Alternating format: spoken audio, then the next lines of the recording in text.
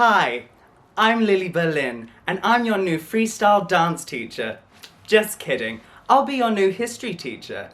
We all love our pride parades. The glitter, the colour, the day drinking in leather. It's common knowledge for us queer folk that the Stonewall Uprising in 1969 was the catalyst for pride as we know it today. But it wasn't the first time LGBTQIA+ folks fought and marched for their rights. Are you sitting comfortably? Well, we're about to take you back in time, around 100 years, to see what got us where we are today. Fasten your seatbelts. Let's go! The 1920s. Whew, what a decade! After the First World War had ended, nightclubs and speakeasies flourished. People were free to party hard and drink even harder. Over the pond in New York, the Harlem Renaissance was in full force. This was the birthplace for many iconic black creatives. It sparked a boom in New York nightlife, and with it, ball culture. Drag balls became safe havens for the queer community. These places were a respite from heteronormative reality. In 1924, the Society for Human Rights was founded by Henry Gerber. His aim, however, was more focused on blending into the straight society and conforming to social norms. But the Society for Human Rights is notable as one of the first ever organisations to focus on the rights of homosexuals.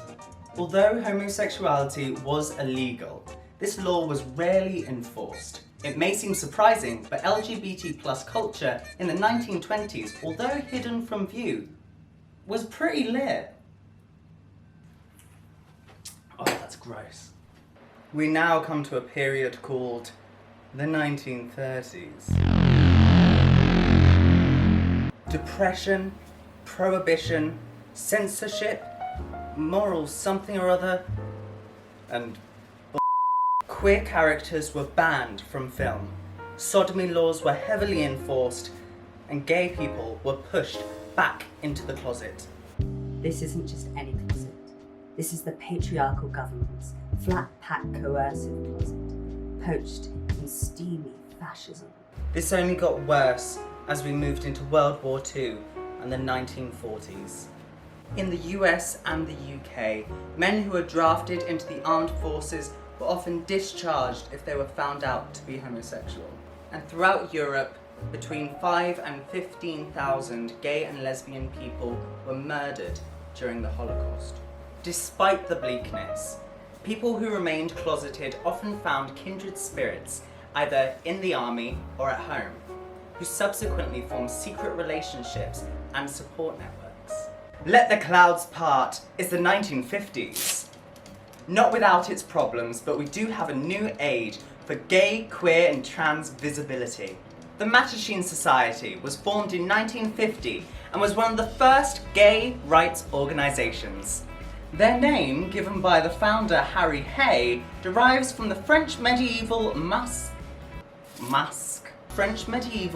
troupe called Société Mattachine, which in turn derives from an Italian theatrical character called the Mattachino, a type of court jester who would speak the truth to the king when nobody else would. We're very cultured. The Mattachine Society are famed for having peacefully protested the Cuban prison work camps for homosexuals at the United Nations and the White House. In 1955, the first lesbian civil and political rights organisation was formed under the name the Daughters of Bilitis. It acted as a support group that educated women on their rights and on gay history. Let's talk about reading. 2 books called the Kinsey Reports were published in 1953, helping society to normalise and further understand human sexual behaviour, co-authored by Alfred Kinsey. He was known as the father of the sexual revolution. These 2 books were controversial at the time, as well as suggesting what has long been generally debated and rumoured throughout the Western world, that homosexuals are real people with feelings, and that we're more prevalent than you might think, and very cultured. Now, don't get ahead of yourselves. Despite Kinsey's findings, homosexuality was still described as a psychiatric disorder right up until 1973. But, baby steps. I'm a bit warm. And now, on to the 1960s. Police raids were becoming more common for any bar that had LGBT+ clientele. Transgender women and drag queens could be arrested for the crime of impersonating a woman. This harassment was constant, but in 1966, the transgender community made their voices heard. Peaceful protests were not getting the attention they needed, so they tried a different approach. The Compton's cafeteria in San Francisco raised their prices for trans women in an attempt to deter them from the premises. They protested peacefully, but without much success. One night, the owner called the police. A police officer tried to arrest a woman, and in retaliation, she threw her cup of coffee in his face. The cafe erupted with protesters throwing plates and furniture. The shop windows were smashed, a newspaper stand was set alight, and a police car had its windows destroyed. The following night, the riot continued, and the new shopfront window was smashed again. This was the rise of a more aggressive way of protesting police brutality. Police brutality? Where have I heard of that one before? The following year, 1967, in Los Angeles, the LAPD raided a bar called the Black Cat on New Year's Day. This raid inspired protests formed by a group called Personal Rights in Defense and Education, PRIDE, or PRIDE for short. They later became the gay publication Advocate, who reported the story of the Stonewall Inn. Get this right, bruv. And so, we come to that fateful night on the 28th of June, 1969. There are so many myths and legends about what happened that night. Judy Garland threw the first brick. They fought the police with Molotov cocktails. These are completely false. The police raided the Stonewall Inn that night with the intention to harass and arrest the patrons, and this resulted in more of a rebellion than a riot. The story goes that a black transgender woman, Marsha P. Johnson, bereft by the death of Judy Garland, threw a brick at a police officer who was harassing her, and thus began the Stonewall riot. Unfortunately, there is no evidence to support that there were actually any bricks thrown at Stonewall. And, well, Judy Garland, although she is a gay icon, we love you, Judy, we really do, but it's not all about you.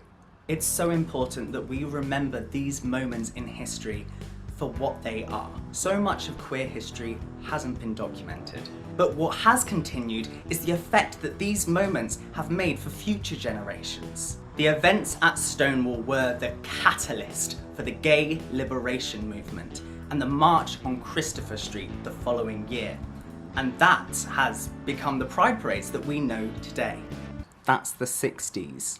Since Stonewall, we have continued to speak out against oppression and violence towards the LGBTQIA+ community. The 70s saw people coming out more than ever before. Homosexuality was no longer seen as a psychiatric disorder in 1973 and was decriminalised in countries all over the world. Going through to the 80s, and the AIDS epidemic took so many lives. Thus, homosexuality was further demonised. Radical AIDS activist group ACT UP protested the government's response to the epidemic and pushed the importance of safe sex and education.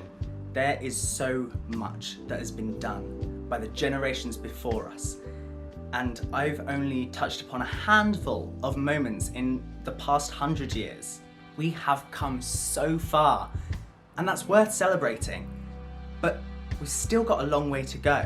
Pride is about remembering our past, fighting for our future, and celebrating today. I hope that I've been able to give you a brief taste of the history of our queer community. You're all welcome. I have been Lilli Berlin, and this has been your Pride history lesson. Happy Pride!